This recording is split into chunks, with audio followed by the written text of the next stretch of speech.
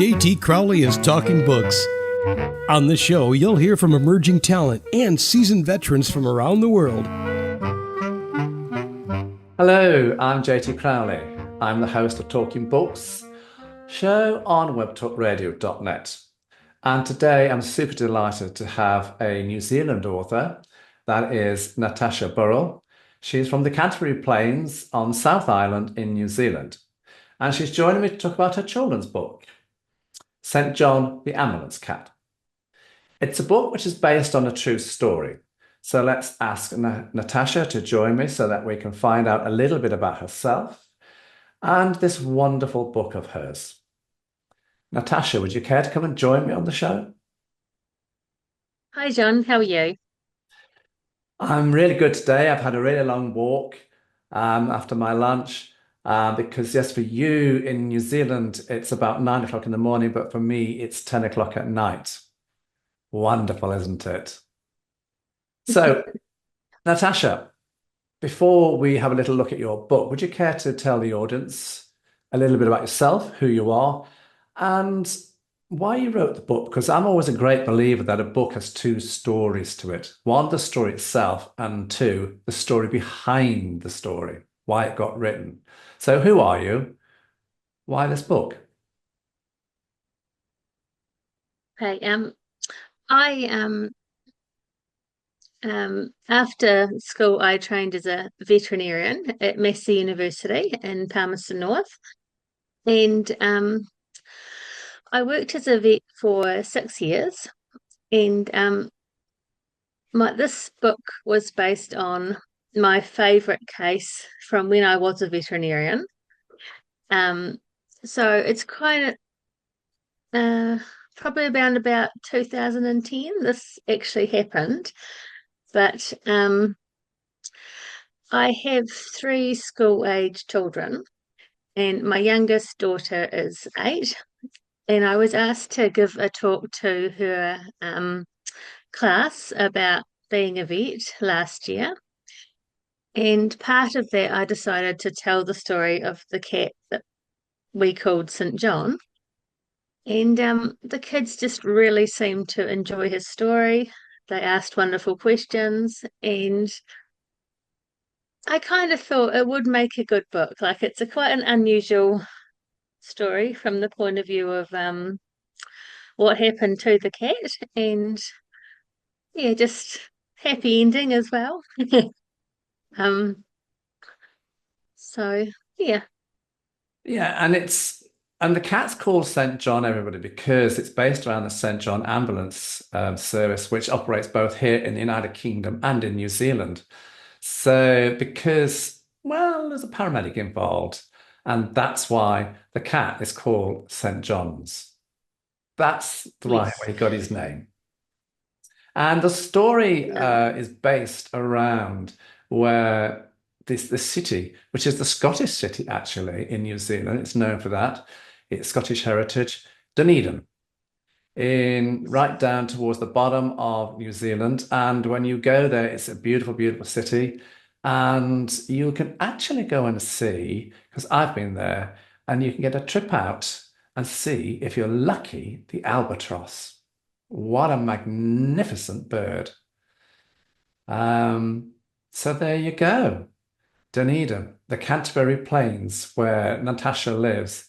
It's wonderful, absolutely wonderful. You've got the Southern Alps that are the backbone of the South Island of New Zealand that dominates the whole landscape there. And then the beautiful plains, the flat plains. On the west coast of New Zealand, you can get 7 meters of rain, everybody. But on the Canterbury Plains, on the other side of the Alps, maybe a few inches. And it's the farmlands there. And this is where we find Natasha Burrell, everybody. Now, Natasha, this true story. I understand that the opening scenes around the accident were based on, as I already hinted at, in an incident around Dunedin City. In around about, was it the early 2000s, 2010, something like that? And as a vet, you must have had many situations presented to you. So why did you choose this particular story? I know the kids enjoyed it, but Why the cat? Why not a rabbit? Why not a dog? Why not any other domestic animal that you would treat?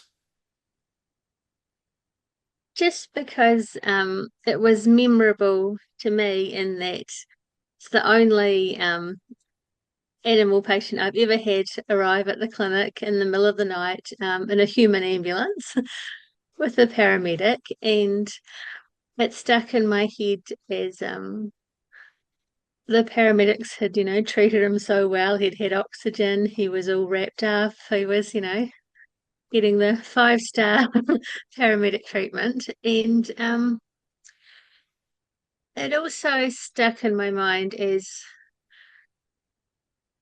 um, he was just a lovely cat. He was a real smoochy, friendly, cooperative patient. And even though we couldn't find the owner, everyone at the clinic was so committed to giving this cat another chance.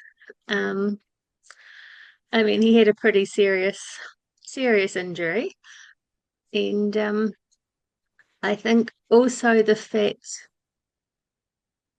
um, that the paramedic took him home, that we know he had a wonderful life after everything he went through, and just the chances of it happening the way it did, and was quite unusual.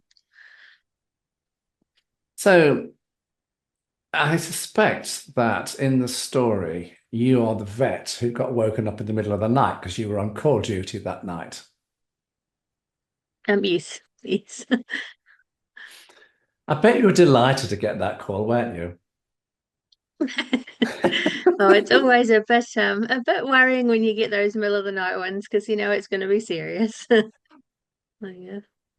But yeah, so when you look at the book, everybody, there is a picture in there. Yes, it starts off, with the cat on the side of the road, and then the ambulance and the paramedic there, and the cat getting a wonderful treatment and being looked after by the paramedic who makes the call. And there's a picture here of a lady in bed with a mobile phone beside her. That's the vet, and that was Natasha. Mm. Wouldn't you all love a phone call in the middle of the night to saying, right, you're on duty tonight, off you go, get up and sort this out. Yes. Now, Natasha, your book is aimed at 5 to 7-year-olds, and I believe the aim is to show young minds, kindness, compassion towards animals in distressing situations, because animals are important to you. They're your life, they're your love, and that's why you became a veterinary surgeon. Um, would it be, a fair assumption, um, if I said, something this is very close to your heart, um, and I think you needed to tell a story to the kids about giving them what goes on. I'm right, aren't I? Yes, I think I wanted to try and fire their imaginations um, with the medical side slightly as well. Like that's why the X-rays I tried to make them slightly realistic because I think, like, unfortunately, these things happen, but it was very hard to write a children's book where you're actually starting by running over a cat in a way that's realistic but not um oh I just wanted it to be a story that they could simple story that they could follow along and just see what stages, goes through with the treatment for an injury. And yeah, I wanted to be realistic but still try and aim it at a child's level of understanding. I think you did a good job there because I love the pictures here I'm looking at, and poor St. John the cat's getting the needle in here, ready for its op. Poor cat, Mm. and he's looking at the vet going, good luck getting that needle in me. And then you've got the pictures, you know, of the X-rays. And this is you trying to show the young kids, you know, this is what goes on. This is life, isn't Mm, it? yeah. Yes, yeah, Hmm. definitely. Yeah. Yeah. I some things you just can't sugarcoat, you know, animals have accidents, these things do happen, but um, you know, you can still get a happy ending out of something, you know, something serious. And um, So I think, you know, when I look at the picture of the vet in the bed, um, with the phone beside them, that really is a veterinary surgeon's life because it's not a job, it's a way of life. And this is what you're doing in a phenomenal way, telling the kids, you know, if you want to follow this life, you've got to work hard, but there are going to be an awful lot of unsociable hours. yes, yes.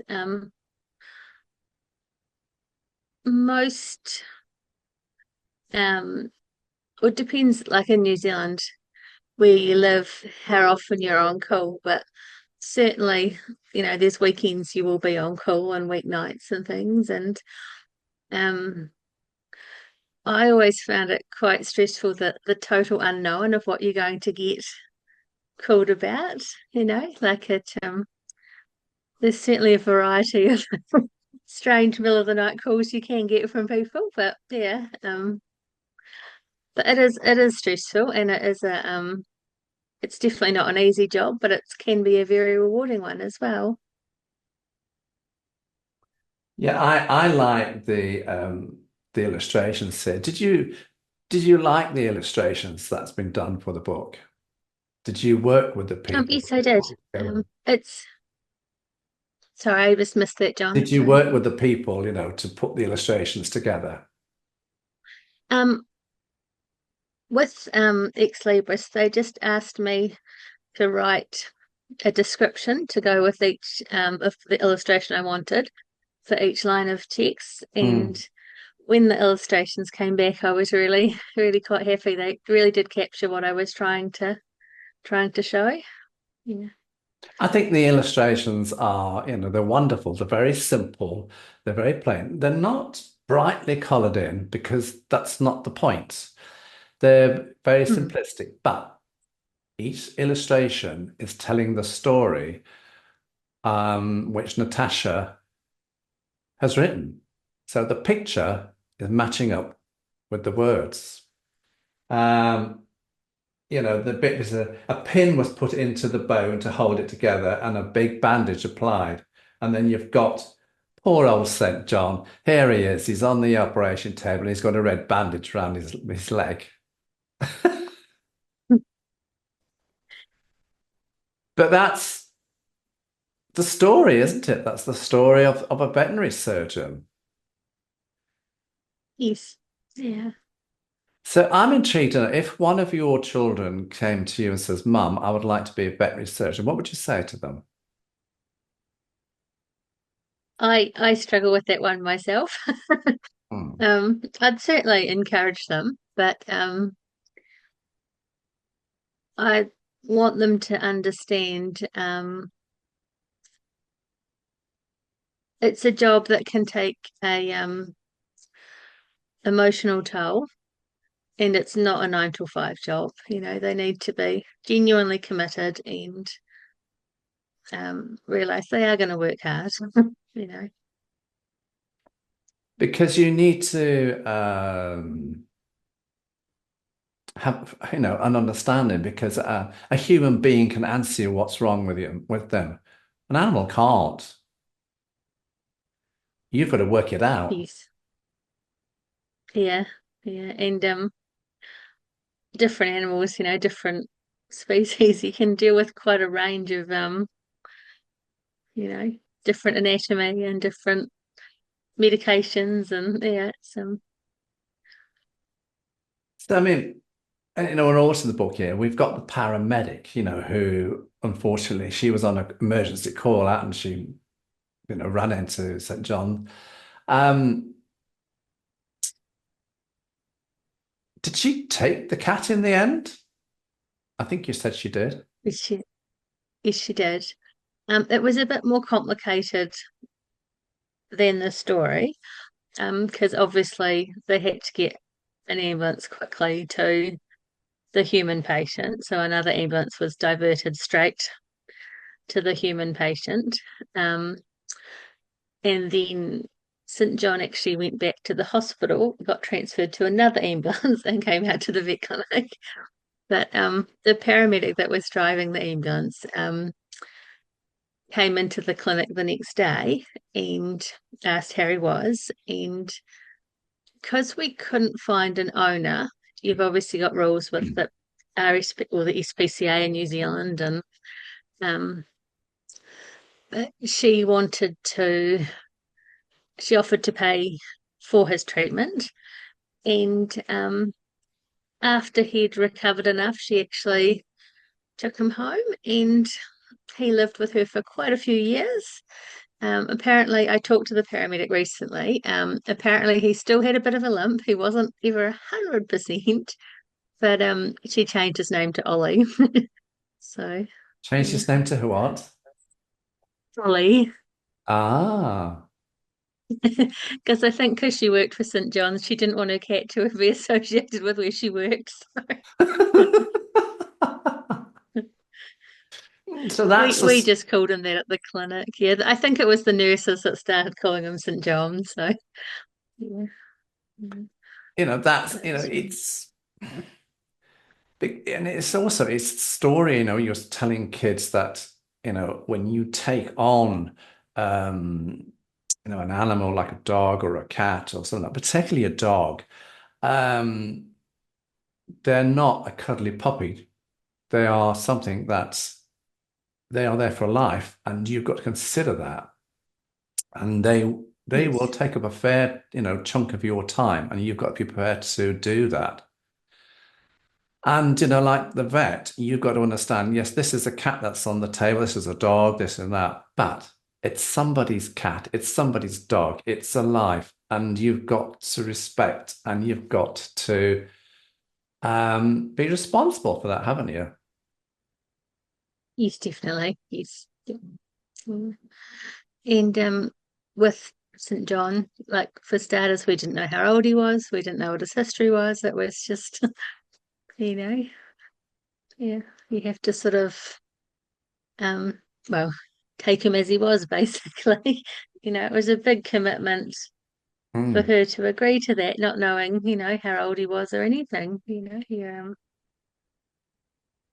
Well, yeah, I don't know. What you suppose you could have looked at his teeth or looked at a few things and you'd have worked out. You would have guessed a reasonable age, wouldn't You you? could have done a best guess, yeah. We thought he was a youngish cat, but that was the best we could do. Yes. Yeah.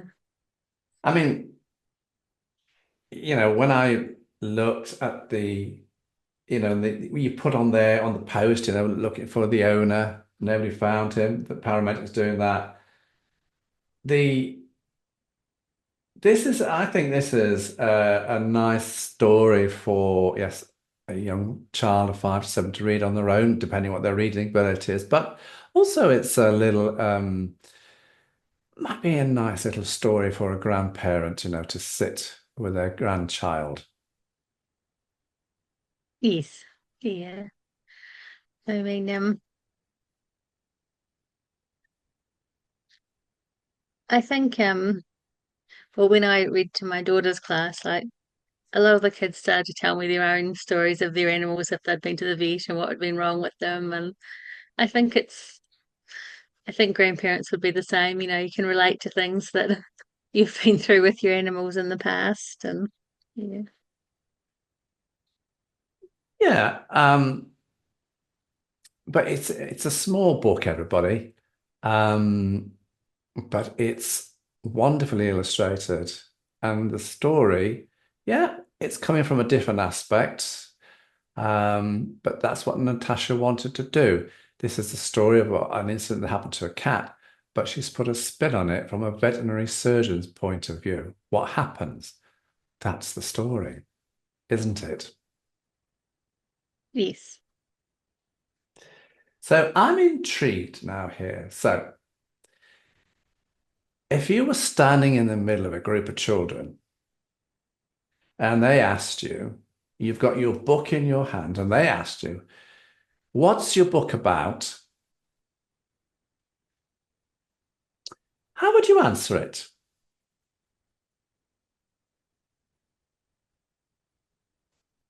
Um, it's a true story, so I'd tell them it's about a cat's veterinary tale, basically. His treatment through coming into the vet clinic to when he found a home. And it's sort of a glimpse into what a veterinary case may be like. I think that's a wonderful description. And I think you've put it beautifully for kids to understand. And you never know, you just might get one of those young children becoming a veterinary surgeon and taking on the I response. think Hmm. I think lots of children say they want to when they're about 5, don't they? And then yeah, a lot of children seem to go through that stage of I want to be a vet. So hopefully some of them are inspired to keep Oh, going yeah. down that track. Until they find out, yes, that, or when they actually have to do to become The a vet, study. you've got to have more qualifications than a GP, than a doctor. Oh, yeah. I do.